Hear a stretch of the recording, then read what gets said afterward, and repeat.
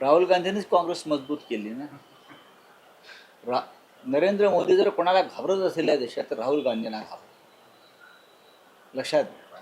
प्रामाणिक माणसाला आणि लढणाऱ्या माणसाला भ्रष्ट प्रधानमंत्री आणि भ्रष्ट नेत्यांनी घाबरायलाच पाहिजे. तृणमूल काँग्रेस आणि शरद पवारांना काँग्रेसने विलिनीकरणाचा प्रस्ताव दिलेला आहे, कितपत तथ्य त्यामध्ये? बघा, याच्याविषयी माझ्याकडे काही माहिती नाही कोणी कोणाला प्रस्ताव दिला आहे. पण काँग्रेस अधिक मजबूत होण्यासाठी सर्व जुन्या काँग्रेसवाल्यांनी एकत्र यावं ही माझी भूमिका मी मांडण्याचा प्रयत्न केला आणि त्याच्यावरती काही ठिकाणी विचारमंथन सुरू आहे. मुंबईचे महापौर आहेत ऋतू तावडे, त्यांच्या कार्यालयामध्ये भरपूर सादर जे सगळे निवडणुका झाल्या विधान परिषदेच्या, खरं तर अनेकांनी विरोधी पक्षांनी टीका केली, पैसे वगैरे घेतले. आता त्यांच्याच पक्षाचे एक बोलतात, सांगली आणि साताऱ्याची जी सगळी विधान परिषद आहे ना, त्यात शंभूराज देसाईंचं खूप हास्यास्पद स्टेटमेंट आहे, आमची अवस्था कुणाच्या गाडीत बसू आणि कुणाच्या मागे फिरू अशी झाली, असं विधान केले शंभूराज देसाईंनी. म्हणजे त्यांना विचारलं गेलं नाही असं त्यांचं मत आहे. तेव्हा त्यांचा अंतर्गत प्रश्न आहे. झाला, संपलं. चला. देवेंद्र फडणवीस असं म्हणाले की तुर्तास तरी आदित्यच शिवसेनेचं भविष्य अशा पद्धतीचं काय अर्थ घ्यायचा?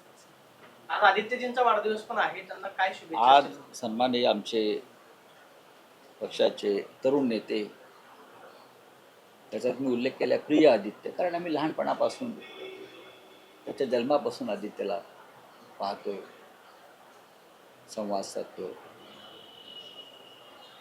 असं आहे की राजकारणामध्ये नवीन पिढीनं सतत यावं.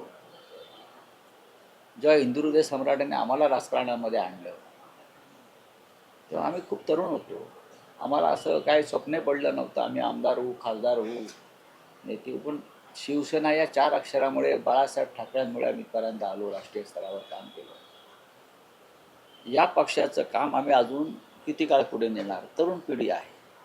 हा पक्ष चिरंतन टिकला पाहिजे. हा मराठी माणसाचा पक्ष आहे, हा महाराष्ट्राचा आवाज आहे. त्याच्यामुळे आणि तो पक्षचं नेतृत्व ठाकरेच करणार, मिंदे नाही करणार. ठाकरे, जिथे ठाकरे तिकडे शिवसेना आणि मराठी माणूस जाईल. तो आदित्य ठाकरेंनी हे पुढलं नेतृत्व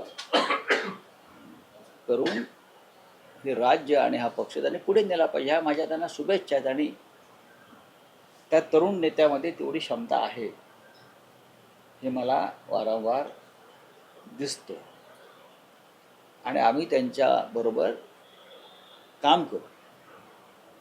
कारण शेवटी प्रत्येकाला एक वेगळी भूमिका घेऊन पुढे जावं लागतं. बाळासाहेब ठाकरेंनी पक्ष स्थापन केला तेव्हाचे प्रश्न वेगळे होते, तेव्हाचा महाराष्ट्र वेगळा होता, तेव्हाचं राजकारण वेगळं होतं आणि त्या वादळामध्ये बाळासाहेबांनी शिवसेना पुढे नेली.